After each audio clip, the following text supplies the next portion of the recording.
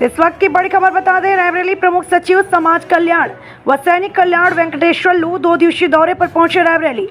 सबसे पहले ऊंचाहार विकासखंड स्थित खुर्रम नगर गांव में शान द्वारा संचालित योजनाओं के क्रियान्वयन की जानकारी लेने के साथ ही औद्योगिक प्रशिक्षण संस्थान का स्थलीय निरीक्षण किया। इसके बाद प्रमुख सचिव जिला अस्पताल पहुंचकर अस्पताल का निरीक्षण करने के साथ मरीज को मिल रही सुविधाओं के बारे में जानकारी ली। इसके बाद कलेक्ट्रेट सभागार स्थित बचत भवन में अधिकारियों के साथ बैठक ली। अब क्या देखा क्या निकल के आया? जैसे आप सभी लोग परिचित है कि शासन के द्वारा हर एक ज़िले के लिए एक प्रभारी मंत्री भी है, एक नोडल अधिकारी भी नामित किया गया है। इसको मैं इस माननीय मुख्यमंत्री जी के द्वारा इस रायबरेली ज़िले के लिए मैं नोडल अधिकारी के रूप में नामित हूँ। तो यहाँ पर विभिन्न विशेष रूप से जो प्रभारी मंत्री जी के द्वारा जो व्यवस्थाएं देख के गए हैं, जो निर्देश दिए गए हैं, उस सब का अनुपालन हुआ, कोई कमी रह गई उसको भी देखना है। और जो ज़िले में चल रहे हैं विभिन्न विकास योजनाओं में वो सही ढंग से लागू हो रहा है नहीं हो रहा है, और विभिन्न विभागों के कार्यप्रणाली में कहीं कोई कमी हो तो जिला प्रशासन को हम सीनियर अधिकारी होने के नाते जो शासन के द्वारा जो नोडल अधिकारी इसलिए नामित किया जाता है सीनियर ऑफिसर्स को,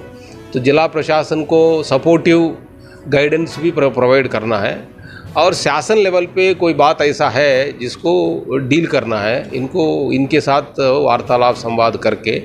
जो समस्याएं यहाँ पे जिले स्तर पर निपट सकते हैं तो यहाँ पे निपटारा करना है, या शासन लेवल पे किसी विभाग के लेवल पे कोई मामला वहाँ से निपटारा किया जाना है। वहाँ का जो रिसोर्सेस लेने की बात हो, जो निर्देश जारी कराए जाने की बात हो, कोई एडमिनिस्ट्रेटिव एक्शन लेने की बात हो, उसको भी कराने की इसीलिए एक ब्रिड्ज के रूप में शासन वहाँ पे उत्तर प्रदेश का वहाँ पे स्टेट सचिवालय और यहाँ का फील्ड प्रशासन के बीच में लिंक के रूप में काम करने के लिए नोडल ऑफिसर्स को नामित किया जाता है। तो मैं यहाँ पर गांव में भी गया था जी, खुर्रम नगर, तो गांव का वहाँ की व्यवस्था भी अच्छा है। हाँ, बिजली के बारे में कुछ समस्याएं लोगों ने उसको बताए थे, तो एक सड़क के लेके समस्या आई थी। कुल मिला के वो खुर्रम उस गांव का जो है चूँकि एनटीपीसी से सटा हुआ है और एनटीपीसी के माध्यम से भी काफ़ी उसको सीएसआर के साथ सहयोग मिलता है उसको। तो हमने वहाँ पे लोगों से भी कहा कि उस गांव को तो आपने बेहतर किया है इसका, तो इसी तरह का सीएसआर के तहत भी हो, इवन शासन लेवल पे भी बहुत सारे जो विभागों का माध्यम से जो फंड मिलता है, और बहुत सारे लोग गांव के रिटायर्ड लोग भी हैं, उनका भी हम लोग सहयोग प्राप्त करने के, बहुत सारे मिलिट्री से भी रिटायर्ड लोग होते हैं, तो उन सब का सहयोग लेके हर एक गाँव को, वो गाँव तो बेहतर ही है, उसी पैटर्न पर सभी गाँवों का हमारा जो उद्देश्य है कि भाई ये सबका विकास होना चाहिए और सभी गाँवों का जितना बेहतर से अमृत काल में विकसित भारत बनाने की दृष्टिगत हर गांव को हम लोग बेहतर बनाने का, तो मैंने कहा भी है और डीएम साहब इसको मॉनिटर भी करेंगे उसको। और आप सभी लोगों ने जो बातें पिछले बार भी आया था हमने, तो कुछ जो कमियां बताई गई तो उसको प्रयास करके काफ़ी सुधार किया गया, और आप जो अभी जो बातें बताई गई उस पर भी कार्रवाई किया जाएगा। गाँवों को आदर्श बनाने के लिए शासन के द्वारा बहुत सारी योजनाएं संचालित है। अभी उस सब के बारे में अभी आपको पढ़ के भी सुनाया गया है। माताओं बहनों को सशक्त करने के बारे में हो, और जो शिक्षा और स्वास्थ्य जनरल लोगों के लिए है, बच्चों के लिए है, और पानी बिजली आवास आदि विभिन्न पेंशन विभिन्न योजनाओं में लोगों में काफ़ी संतुष्टि नजर आई है। और हमारे कुछ अधिकारी लोगों ने आपको सुझाव भी दिया था कि आपके गांव को बेहतर करने के लिए शिक्षा के ऊपर विशेष रूप से ध्यान देने की जरूरत है। और हमारे सूचना अधिकारी ने जो बोला कि यहाँ पर जितने लोग पढ़े लिखे लोग हैं, इनको आदर्श, अपने गांव को आदर्श बनाना है। आदर्श माने विभिन्न क्षेत्रों में क्या मापदंड है। आजकल गूगल में इंटरनेट की व्यवस्था है, सुविधा है, उसमें जाकर स्वयं व्यक्ति पढ़ के समझ सकते हैं। और आपके पास में नज़दीक में एनटीपीसी और उनके सीएसआर के तहत भी आप लोगों के बीच में जागरूकता लाने के लिए भी और रिसोर्सेस उपलब्ध कराने का।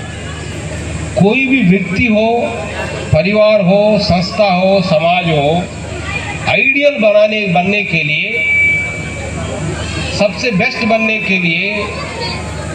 उससे हर एक चीज से रिलेटेड विज्ञान को समझना पड़ेगा। भाई शरीर को स्वस्थ बनाना चाहते हैं तो शरीर का विज्ञान से परिचित होना पड़ेगा।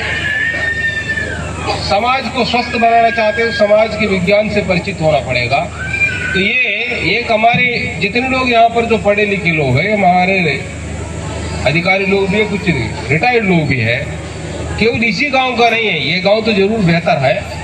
और गांवों को भी इसी पैटर्न पे हमारे पास 75 साल में आज़ादी आंदोलन के बाद बहुत सारे एजुकेशन इंस्टीट्यूशन भी खुले हैं, हेल्थ इंस्टीट्यूशन भी खुले हैं, और बहुत कुछ ज्ञान का ऑलरेडी प्रचार प्रसार हुआ है। लेकिन ये ज्ञान को हर एक व्यक्ति के गांव के व्यक्ति तक ये बात पहुंचानी है, आपस में प्रेम सद्भाव भी बढ़ाना है, ये ज्ञान भी पहुंचाना है, रहन सहन, खान पान, बच्चों का देखभाल, इनसे रिलेटेड जो वैज्ञानिक पद्धतियां, इवन खेती बाड़ी, पशुपालन, जो वैज्ञानिक पद्धतियां हैं लोगों तक पहुंचाना है, और रिसोर्सेज भी उपलब्ध कराना है। विभिन्न स्कीमों के माध्यम से खेती बाड़ी से रिलेटेड किसान सम्मान निधि की बात हो, अच्छी क्वालिटी का खाद बीज उपलब्ध कराने की बात हो, और खेती बाड़ी करने की जो आधुनिक व्यवस्थाओं को जानकारी देने की बात हो, जो रिसोर्सेज भी उपलब्ध कराना भी है और ज्ञान भी उपलब्ध कराना, और वो भी पूरा कमिटमेंट के साथ। मैं चाहता हूँ जितने हमारे अधिकारी लोग यहाँ पर जो बैठे हुए हैं, तो इन सब की ये अभी बहुत सारे कुछ वक्ताओं ने कहा भी है, आजादी आंदोलन में हमारे पूर्वजों ने बहुत त्याग तपस्या करके उस समय की जो अव्यवस्था है, जो गुलामी की व्यवस्था है, उनको दूर करने के लिए बहुत बड़ा तपस्या किया, संघर्ष किया। ये हमारी भारी है, हम लोगों को भी गांव-गांव में जाके गांव में वैज्ञानिकता सिखानी है, बच्चों की देखभाल हो, पढ़ाई हो, स्वास्थ्य हो, और आपस में सामंजस्य बनाते हुए गांव को स्वच्छ बनाने के लिए, गांव को सुंदर बनाने के लिए, पर्यावरण को